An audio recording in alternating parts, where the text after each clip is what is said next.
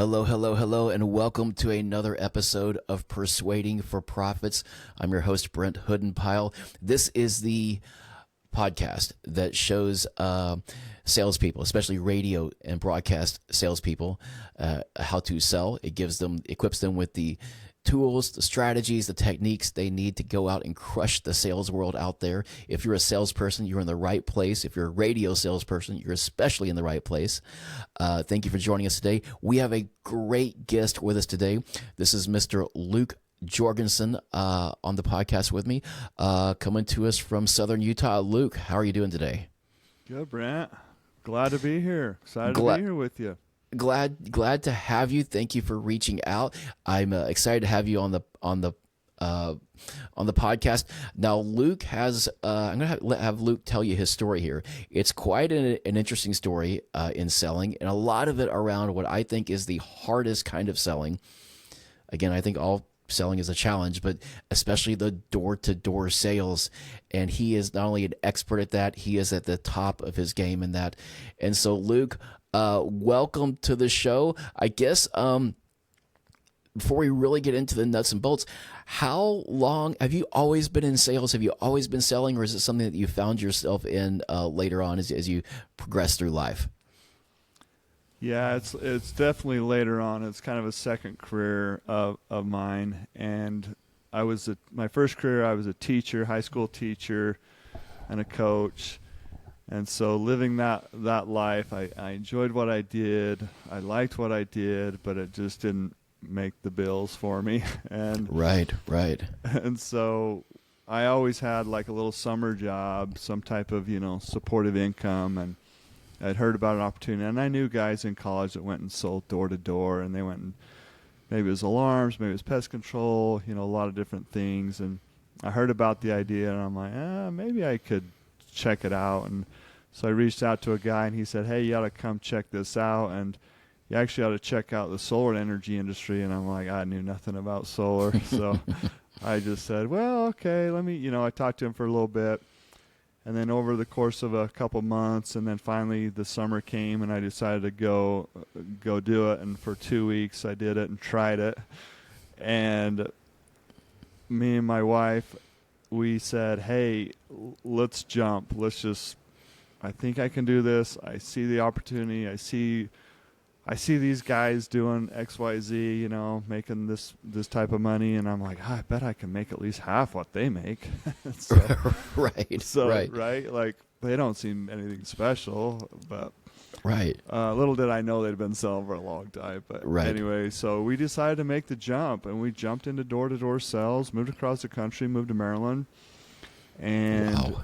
Luckily, I got in with great people, great teammates, great leadership, and I honestly just got really, really lucky. But the thing that I like looking back is like I took that jump, Sometimes we're thinking about something and we're like, we don't know. But what in the back of my mind, I'm like, I have to do it because I can't handle the what ifs. Right. What if I would have tried it, and what if it would have worked, and I just couldn't handle that thought. So yeah, we jumped in, and 10 years later, sold door to door full time, led teams 9 of those years full time. So you kind of do both in that world. So as a manager, you don't just sit back in the office. You're literally what we call leading from the front. You're out there in the trenches, in the doors, in the neighborhoods, and selling day to day. So yeah, it's been a great ride. Well, you said something interesting there, and I think this is so key, and I think it's kind of often overlooked, is a new salesperson, the culture they find themselves in when they start their career, that alone can make or break you, right? I mean, if you're around people that you respect, people that are doing great, people that are making big money, and it's a good team environment and some people are willing to pour into you, man, that is a game changer. I wonder how many careers have been lost just because great salespeople started off with the wrong culture or the wrong team. Oh, 100%. 100%. At the time, I didn't know, but they were actually the top. And when I was there for a year in that office, we were the top office in the whole company. Oh, wow. And so that's, I think at the time it was nine states or so. And so I got super lucky. And because I had great mentorship right away, like we had an office full of people that had come from the alarm side of sales, and so they'd already sold, and then we had a mix of people like myself that kind of like didn't have any sales experience, and that mentorship, that leadership, and then a lot of those things that I learned as far as team building, team culture, like I took kind of throughout my whole career, and kind of been, and as a team leader, kind of known for that type of culture and good things happening. Yeah, but the mentorship is key, and that's like one of my themes now is like everyone needs a good coach. Right. Absolutely. Right. So some people have it built into their organization, but a lot of people don't, and a lot of people, there's good coaching out there, and I think hopefully people think I'm one of those guys, and there's opportunities, and there's a lot of places now, luckily, that you can go get good coaching, even if it's not within your organization. Yeah, that's very cool. Now, I guess, how important was it that you had been a coach in your previous career going into sales? How much did that help you and give you kind of an advantage over other people who maybe didn't have that background? A little bit in a couple ways. So the first thing is I didn't know anything. So that was actually a good thing in a way, because I took it as like I literally didn't know anything. So I wasn't trying to be, the guy or with an ego at all. I just like, hey, these were college kids at the time. I'm like, hey, just teach me what to say. Teach me what to do. Right. Like, and I just thought, well, I'm going to learn from these experts, even though they're, a lot younger than me, but they knew more than I did. So I just humbled myself. And so I think that's I don't know why I thought of that, but I just did. And then later I like, oh man, that was honestly pretty smart of me to do that. But the people skills really helped from teaching and coaching. So those type of skills, being good with people, translates to a lot of different careers and a lot of different paths, but especially in sales. The people skills really, really helped me, because I was used to, I taught for 10 years, so I was used to, communicating with teachers, students on a day-to-day basis, and communicating was a big thing. So what was the most surprising thing what shocked you the most about maybe sales in general, and about maybe door-to-door sales specifically when you got into it? What was the thing like, oh man, I didn't expect that, or I didn't think this would be that hard, or what really hit you in the face when you first started your career? Man, there were so many surprises because every door is different, which is one of the great and one of the bad things about it. Probably the biggest thing is I didn't realize how nuanced sales was. Like, I did not realize, like, okay, like he's saying this and it's on my script to say this. How come I'm not getting what he's getting? Like how I mean, he's selling 2 a day, and I'm over here maybe every other day selling 1, So just the nuance, and sales is really interesting because you can have success early, which is great, but it takes a long time, way longer than I thought, to like get good at it. Yeah. And so I don't know if I was expecting that or not, and so even salespeople now, to go from like good to great is really quite a process. It's quite a process. Right. I mean, it's years and years. And so I think understanding that, and I think always being a learner and always being like willing to like take good ideas wherever you get them and apply them, I think was key. But yeah, it was surprising all the way around. I would say one surprise is people were a lot nicer than I expected, honestly. Oh, that's good. Right. Yeah. So I heard the horror story. I mean, everyone in that industry kind of talks about the one jerk, or the one bad experience. But I didn't find that at all. As far as I just thought, and it worked pretty well. I thought, if I treat people pretty kind and pretty straightforward, they'll reciprocate. And for the most part, I would say 99% of people did that. That's very cool. So as far as And yes, I agree. I think for the most part, was it Jim Rohn said something about, that most people are really pretty nice, but, it seems like you just keep running into the bad people sometimes, it's like, or something like that. There's not very many bad people in the world, but they are out there, right? But most people are really pretty kind. So what are and you said a couple of things there. From good to great in sales, I think the good salesperson is really a person that's polite, they're kind, they have some good people skills, but they're really just order takers, right? They're really just, they hang in there long enough and they get the people who are already, okay, well, they'll kind of do it. But for me, I would guess, and maybe for you too, it's those people that aren't necessarily the rollover right away or even the second, hanging in there. It's like the people that you really have to sell to. What is the difference in your view between a good salesperson and a great salesperson? And is it is how much of it is mastering those nuances that you were talking about? I mean, between, hey, we're saying the same script, but this guy's getting more sales. What are those nuances? I'm sorry, I'm asking like 4 questions here. What are those nuances, and how do they take you from being a good salesperson to a great salesperson? Yeah, you're right, 100%. So it is very nuanced, and it does take a lot. And there are a lot of things that can take you from good to great, right?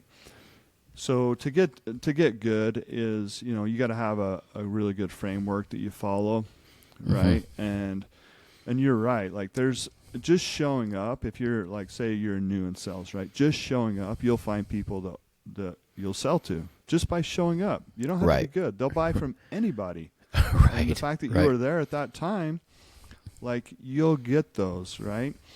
Now, and so you can have a lot of success just by working hard, just by getting out, just by making the call, making the connection, whatever it is, right?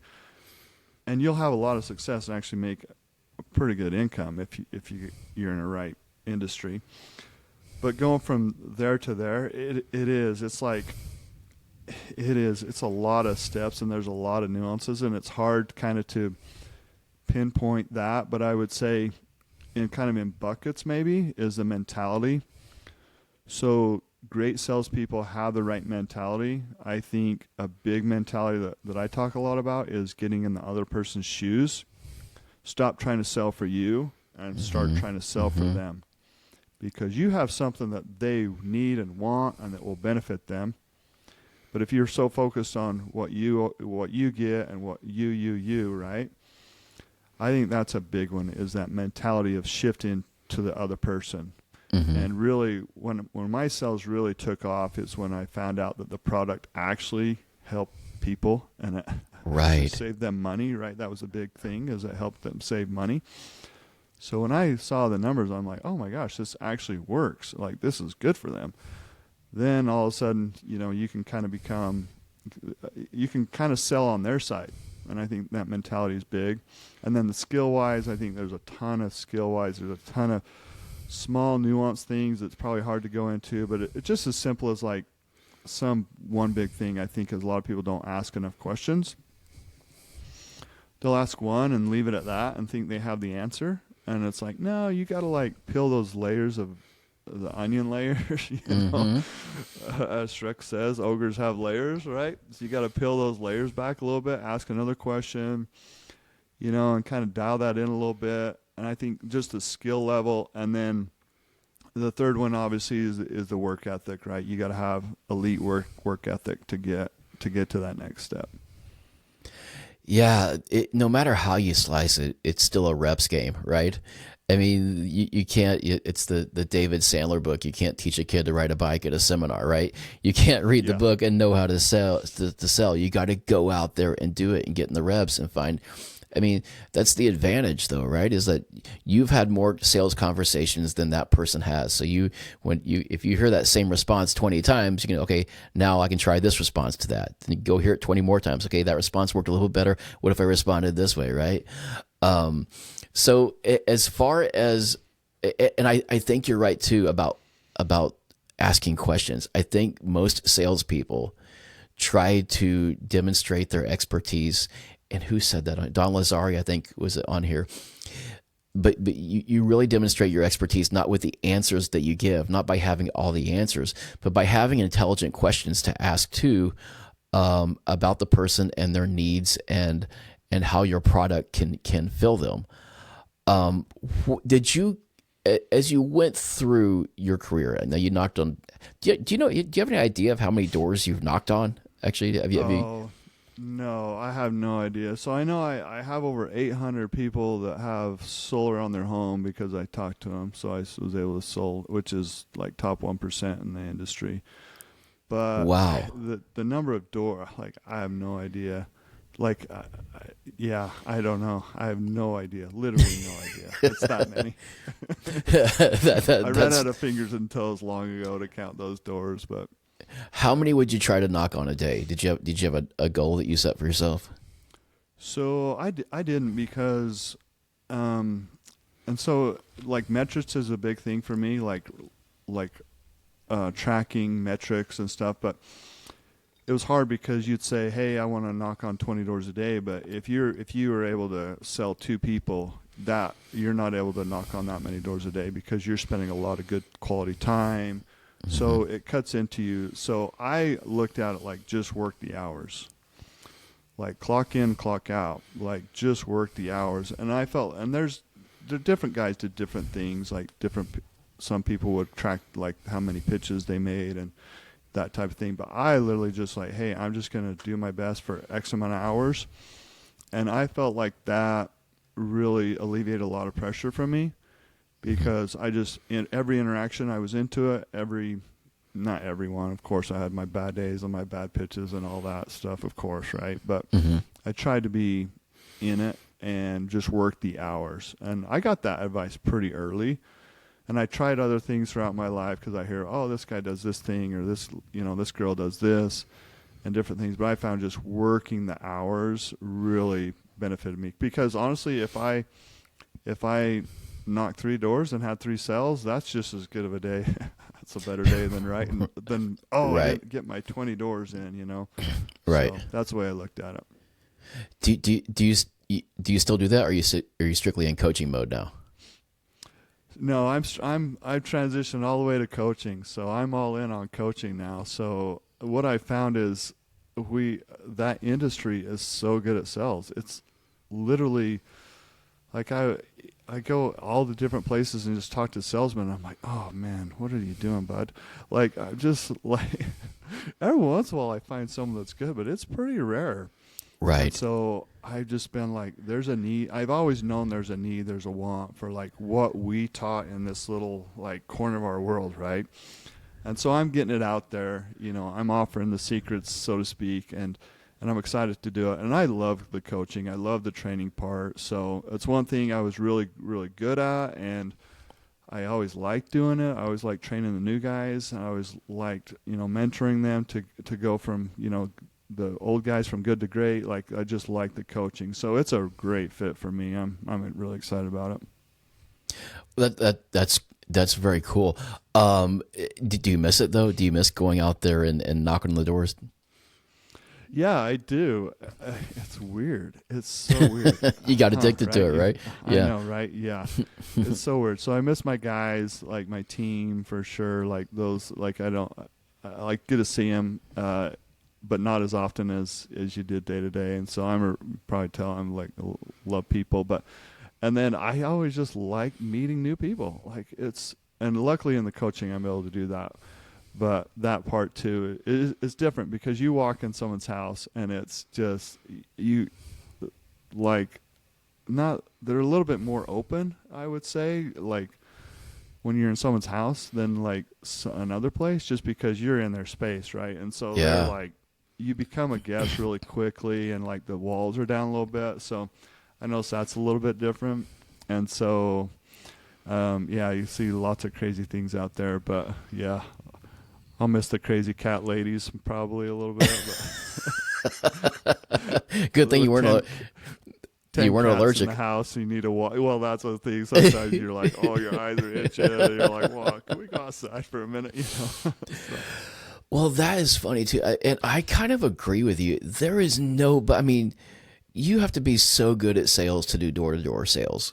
I mean, if you really want to, I mean, that and probably just cold calling phone sales are very challenging. And I agree with you kind of about the level of sales. I think that we kind of missed, I saw it. One of your favorite books is Zig Ziglar's book on selling. And you have a lot of old school 20th century books that, that we were familiar with that nobody knows about anymore. And it was a different kind of mindset back then, I think. And I think a lot of the younger generations are, I don't know, maybe some of that's been lost is all I'll say there. But what are like you said, nobody can sell like these guys. When you go help train other people, what are the biggest problems that you see with selling today, with people trying to sell, and especially in contrast to the guys that you've trained and the guys that you worked with in the door-to-door industry? And is there like one or two or three really common things that you see is the same thing over and over and over again that you have to go in and correct right away? Yeah, that's why my intro course is that. So my intro course is called Smooth Selling, and so it's a framework. And so what I see, it's crazy to me that I have people that have sold for sometimes long periods, and they don't have a framework and a flow.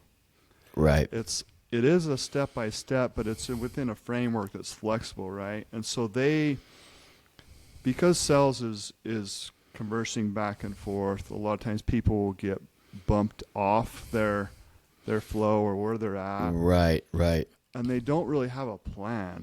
And to me, that's crazy. Like that's right. Like to not have a plan. I'm not saying the plan always works, but to not have a proven plan to go from A to B to C to progress the sale from start to closing, I'm shocked that people are like, well, sometimes I do this. And like, I think what's happening is people, they don't have the right framework, so they try different things. And it's like, yes. And I did that too, because I was really good at like learning, and then all of a sudden, like I kind of passed some people, and I started trying some other stuff, and which is fine, try things here and there. And I actually discovered one big thing that I include is I actually like figured it out, and then I heard people talk about it later. I'm like, oh yeah, I've been doing that for a little while now. But I think having that framework is really, really basic, but it's so powerful. Like it's so powerful. And the way we teach it is like you could use that framework for anything. You could walk into and have $1 billion board meeting and use that framework. Like you could use it literally for an elevator pitch. It's like, hey, what do you do? And it's like, look, you can go, and then I'll give it to you. You have a hook. So we have a hook, getting someone's attention. We have a problem. We don't talk about the solution until we talk about the problem. Right. So a lot of times people will skip right to the features, why this is so great. Why they'll skip the problem. It's like, well, there's no reason for a solution without a problem. So the problem, then the solution, and then what we call a takeaway. So we're going to take the cookie away from a little bit, and that's a little bit of psychology. And then we're going to transition. A lot of times people, they don't do the last two. They don't do a takeaway where there's like a little bit of scarcity, or it might not work, or I'm not pushing you so much down the road. Like I need to make sure this is a good fit for me, for you, for like, let's just figure that out. So right. Kind of take away a little bit, offering the cookie and then taking away the cookie. And then the transition, a lot of people they picture sales as like, hey, let's reach out and shake hands, right? Have this magical moment. There's lightning flashing and balloons go off and, confetti in the air. That's not sales at all. Sales is a slow transition. It's a slow transition from start to all of a sudden they have the product, they have the service, they're done. And it's not like, hey, there's that one moment. And so a lot of people miss that. The way I describe it is like the sun coming up. So at what point does it get light? I don't know, like it's just getting lighter and lighter and lighter until all of a sudden the sun's up. And so that's the way sales should be. It's going from start to all of a sudden, yeah, we have the product, we have the service, and we're we're moving forward. Yeah, you said a couple of things in there. I think one of the things that I see a lot is everybody, I don't know why. I mean, because uncovering the problem takes asking questions, right? And I think people don't feel that that's a part of the process at all. And that is the most important part of the process. And then oftentimes they won't skip to, because you can't really skip to the benefits, then you're still talking features at that point. You're still talking what you have to offer. You don't know what's really going to benefit them because you don't really know what they're going to need, right? And that's a great framework. And I love everything you said there, especially the slow transition. I don't think people really understand that at all, that it's not just like, hey, sold or whatever, you know. Maybe it does happen like that a few times, but that is also really powerful too, because a lot of people are afraid of, they don't know how to make that transition, right? And then they'll pull their punch on asking a closing question or something, and get left with a maybe, or get left with a hang in there. And maybe the guy even really wanted to buy, you know, he just didn't have the salesperson didn't have the skills to drag them across the line. So in the course, now put that into a door-to-door selling situation for me. All that has to happen really pretty quick, especially the first part of that, right? I mean, I guess the hook is the most important part in the door-to-door selling, correct?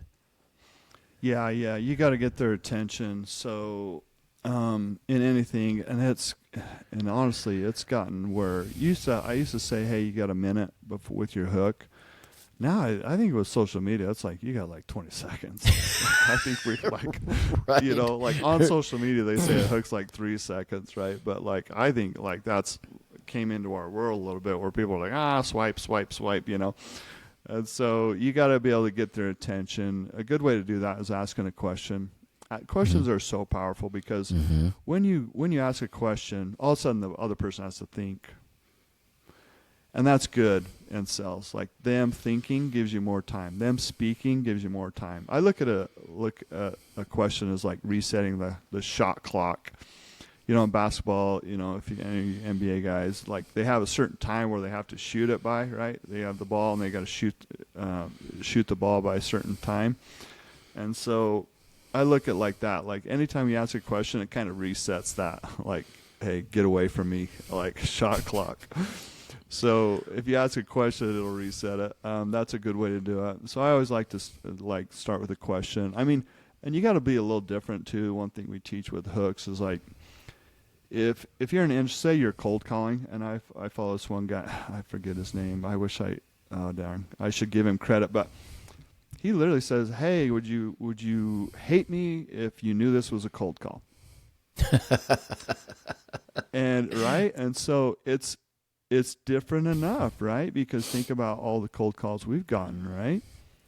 Hey, this is so and so from XYZ company, and you know, is this Brent? You know, and so he immediately just kind of like punches it in the face, right? And so I think you got to be, and obviously people are like, well, okay, I got to be different, but like how? And that's like we're getting a mentor, and maybe trying some things will come in, right? Just try. I mean, why not try? You got a few calls today. Try a couple different things, right, for your hook, and well, that didn't work, and that, I mean, maybe it will, maybe it won't. So, but trial and error is tough because you'll waste a lot of time trial and error unless you really get like a method and like something that works. And I did that. I've done it both. Like I've done trial and error for a long time, and it's basically that trial and error period is the painful period because you're trying different things, and so. It might not work, might. Yeah, and when you do, the problem is I see in sales is people do nothing but trial and error. You have to stick with one way long enough to get a baseline, to know if you're doing better. You know, maybe you got 10 sales that way. Well, if you'd done it the other way, would you have gotten 20? Give yourself a baseline, find a framework, and then try to then compete against that framework if you want to. But yeah, that's good. Yeah, I see people doing just trial and error. It's like, well, how do you know it's working or not? It's like you don't have anything to compare it to. So you've said some things very interesting over the course of the conversation. Knowing that you have a product that is they can believe in, that's going to help people, right? I think that the actual when you have that, and then you have a framework where you know where you are in the whole situation, and you kind of know, hey, other people have used this. This guy uses it. This guy uses it. Okay, I have a great product. I have a great system. All of a sudden, just those two things right there give you an unfair advantage, probably over every other salesperson, right? Now you just got to walk it out. Did you have kind of favorite questions? Did you have kind of go-to questions that you would ask, maybe to either to kind of as a good follow-up question or as a good intro question to really get you connected with the other person's problem or pain point, so you could then start really selling to them? Yeah, a couple. So one thing I liked is like just the basic understanding of kind of what your product is. I mean, that's a great way to start. It's super easy. You have a product. Hey, what do you know about it?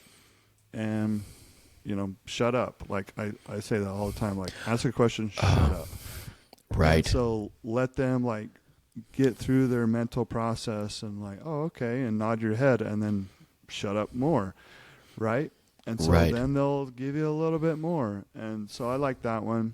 I like the idea of like, if you're on the current trajectory, this idea, and you can ask it a different way, but if you're where you're at now, how's that current trajectory looking for the next year, the next 2 years, the next 5 years? Like, those are really good. good. Excited about like, whatever problem it is, right? And then they can see like, oh wow, if I don't solve this, like, oh yeah, it's going to get worse, like that type of thing. They can see, well, okay, a lot of people, I get where you're coming from, because a lot of people see the same thing. That's why they switched, or that's why they have my product, right? So, and then you can, there's a lot of different things, name dropping, asking questions, and then I think on questioning, as we're kind of on that topic, getting underneath the surface of questions, getting to that pain point, not just a superficial, like, because the what do you know is like more superficial, right? And then you can kind of dial it into like, okay, well, where are you going with that? Like, how does that, like, are you excited about that? Like, are you happy that like that's happening? Like, whatever it is, like, does that make you nervous? Like that type of questioning where it gets more into the feeling, because, and there's a whole psychology on, I mean, people know about different personalities, right? There's there's colors, there's labels, there's all kinds of personalities, right? And you can kind of tell a little bit kind of what people are what their personality through questions. I mean, questions are so powerful because they just give you so much information. Right. It's like, wow, as a salesman now I have like this bullet, or this button, this button, this button, this button. Now it's like, okay, I got so many buttons to push, I'm just going to pick one. Like, he's giving me all that. Right. I mean, people literally will sell themselves. Like, if you ask the questions, a lot of times I'd have people come with me and be like, dude, that was so easy. I feel like she was just really, really ready. She wanted solar. I'm like, she didn't know anything about solar when we showed up. What are you talking about? Like, the reason it was easy is because we guided her from A to B, right? We let her discover it. We let her like figure out the problem. We taught her something. Then all of a sudden she could see it in her own life, and she could see like a better path. She could see where the future was going. Like, yeah, she's on board. And then sometimes with new people, it's like, oh my gosh, you're making this so hard. Like, you're making it so hard.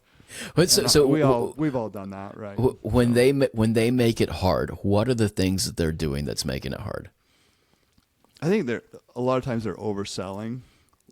Like yes. They think of like the traditional sell of like, I gotta talk more, I gotta say more, I gotta show her how it's more awesome, like no, you don't. Like, you need to probably be quiet. That's the biggest thing, and ask questions. I think that's the biggest thing, and then guide them.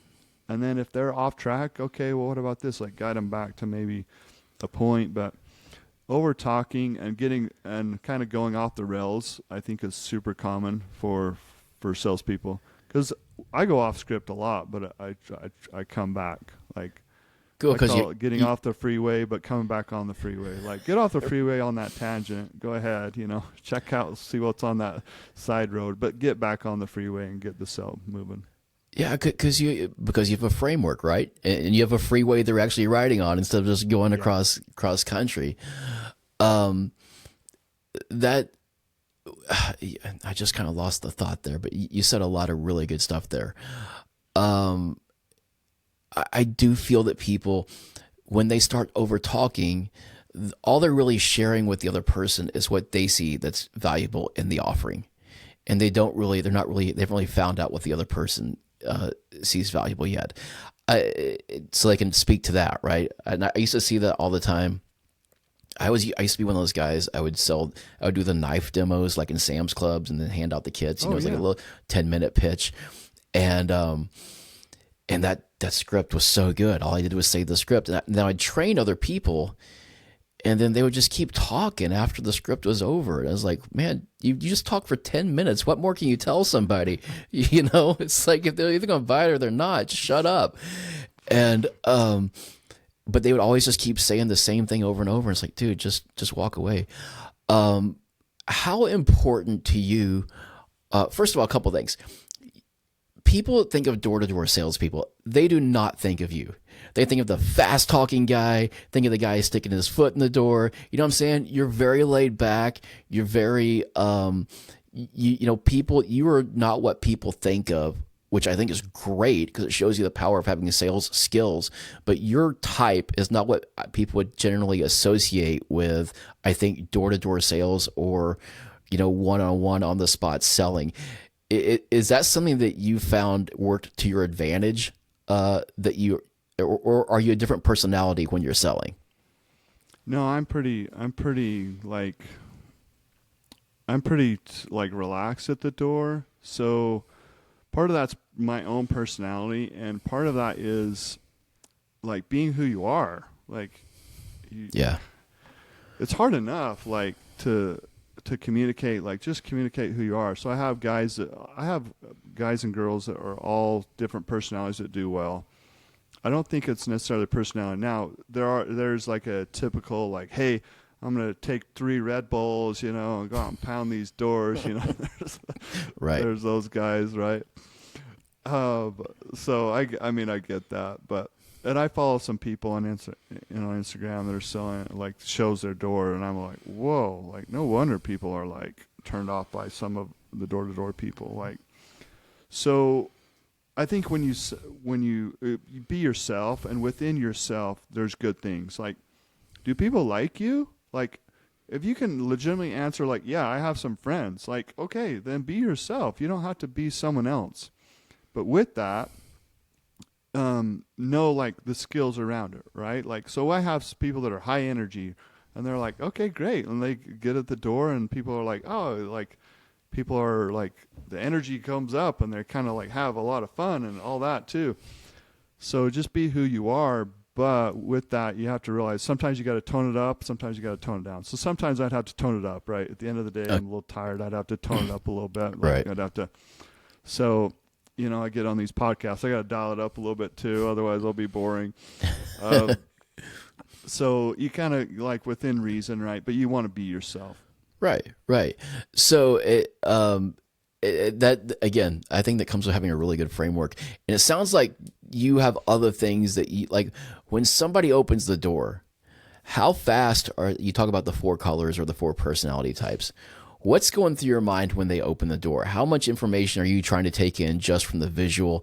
How fast are you trying to ascertain what type of person they are and then adjust to it? Is that kind of the first and foremost in your mind? Not the first and foremost, but you definitely want to be aware of that pretty quick, because they're going to open the door, and a lot of times people want to speak so fast, but I just would pause and just smile. And then they look at you okay, and so it just slows it down a little bit. But and it's hard to tell within the first, pretty quick, because sometimes I've had people literally answer the door mean, and then within 20 seconds they calm down a little bit, and then within 30 seconds they're or a minute, they're like, oh, okay. Yeah, like, okay. And they're with you. So it's hard to say because you don't know what's happening on the other side of the door. So you don't want to like judge people or like assume that they're, and yeah, there are those people that all the neighbors say, oh yeah, that guy, he's Right. the worst neighbor. Like, so you get those guys, but at the same time, yeah, you want to be, and so our idea was we just kind of gives enough information at the door to be able to like sit down with them because we want to be able to like give a real shot at like real selling, not like at the door. So we'd give them a quick pitch and we'd try to go into their house, sit somewhere that's comfortable or in the garage or somewhere that you can actually like sit. Now when you're sitting, that changes the game because at the door, they say you're a pest and the inside you're a guest. And so you want to be able to cross that threshold. Interesting. And it's crazy. It's crazy. People invite you in. It's like, yeah, people invite me in all the time. Like, wow, like that seems like such a shocking thing because you just met these people.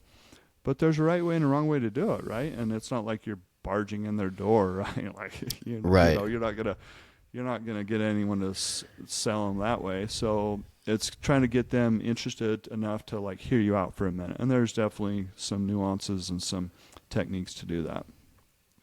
Very cool.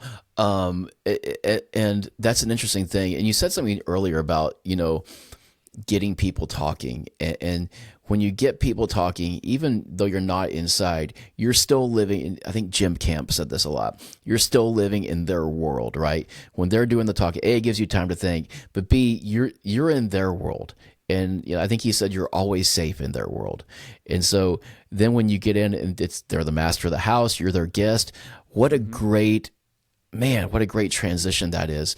So as far as people, let me ask you I'll ask you this question in a second. Let me put a pin in that one. But one thing I'm curious about is, I think maybe I saw this on your website or somewhere. Tell me about stories. How often do you use stories in sales, and what do you have a few ready to go stories that you would always use, or is that something, I mean, how would you use those as a selling tactic? Yeah, stories are really important. So when you think about stories, I like to think about the transition story. So how did, maybe it's you, maybe it's another client, maybe it's another customer, how did they go from not having it to now they have it? Like right. your product, service, whatever it is, right? So how did they go from there? And I literally just tried to like go from like one story to the next story to the next story, like as like a chain, because I can't remember like what's last week, right? So I don't know, maybe it's just. So I tried to really like, hey, the neighbor, whoever was the last person, the reason they're really looking at this, maybe they weren't even sold, maybe they didn't even have it, but the reason they were really wanting to know is they wanted to see this and they were, frustrated with this. Does that relate to you? Maybe not. Mm-hmm. And, they could say, yes, it does, or it doesn't. That's fine. But it gives that credibility of like, hey, there's a lot of other people that are doing this and getting this, right? What I offered, they're choosing to have it. So I just try to keep those, but think of it and not just like, oh, I met Mary down the road. She's a super nice lady. You could say that too. I said that all the time, but hey, I met Mary down the road. She's super nice. You might know her. She has the red pickup truck, whatever it is, right? The red pickup truck. She walks her dog.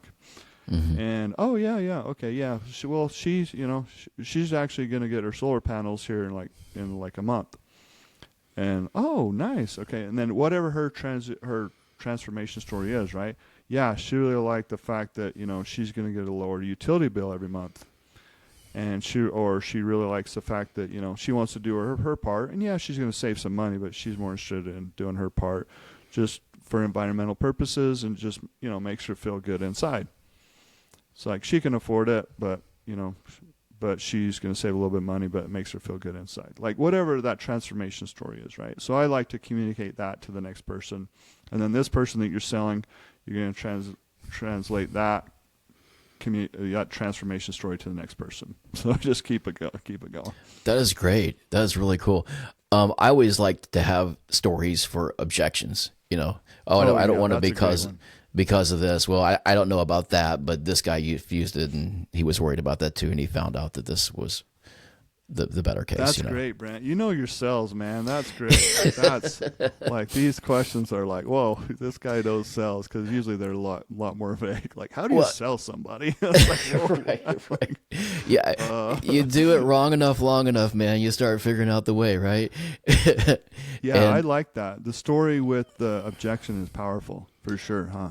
Love it, because otherwise you're just in an argument. You know what I'm saying? You're just doing a back and forth, and it's like, oh, I don't know about that, but this guy happened this way, or this happened to me. And you always have, I always tell people, collect stories. I mean, you get a good story, collect it, keep that. Yeah, I would say you do have like those like key stories, right, in your brain. Like you need to have those, like, yeah.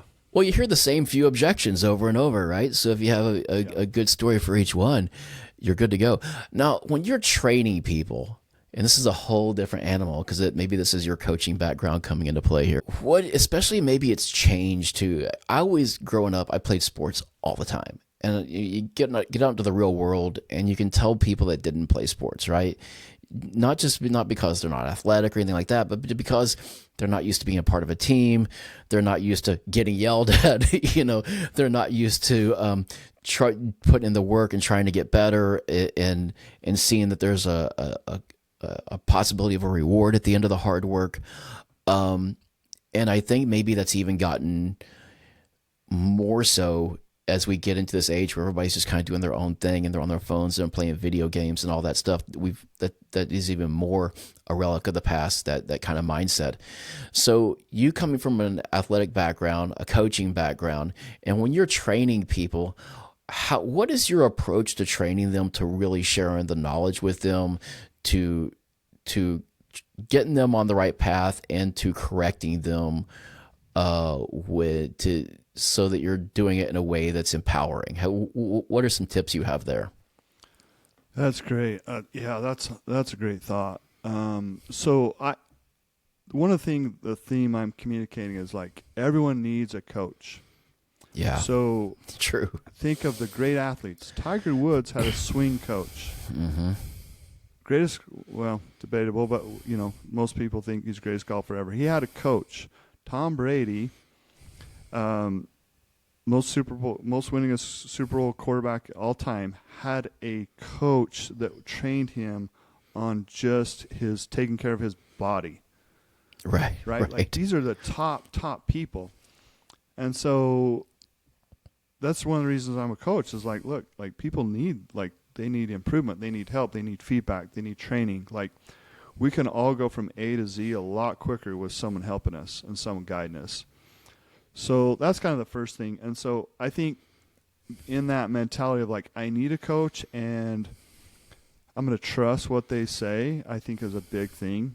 And you don't have to trust blindly, but you can trust a little bit and try and apply, and then see if it works, and then keep going. But getting people, and I love what you said, because I have a few sons, a few kids, but I have a couple of sons that are into sports. I have one that's not, which is totally great. Like, I love it. But I can see the fact that the ones that are in the sports, they're a little bit more mentally tough. I don't know how to describe it. Like, they're just they're just more mentally tough, because they're doing things that are like a little bit harder. They're practicing things like they're like that. I think that realm is really beneficial. So, and I think sales is the exact same way. Mm-hmm.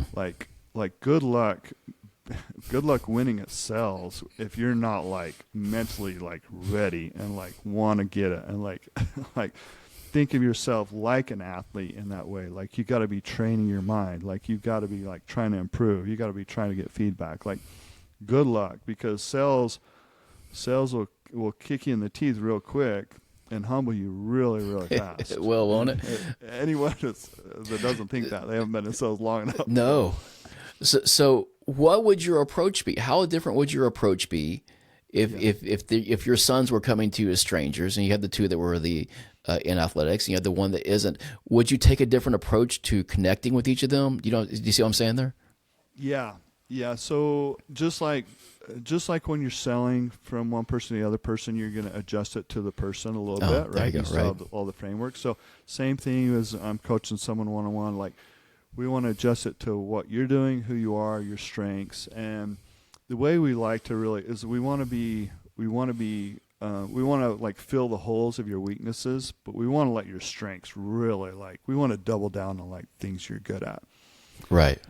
And because, I mean, I had a shy guy that did really, really well. I'm like, oh man, he is painfully shy. I didn't even know if he was going to make it.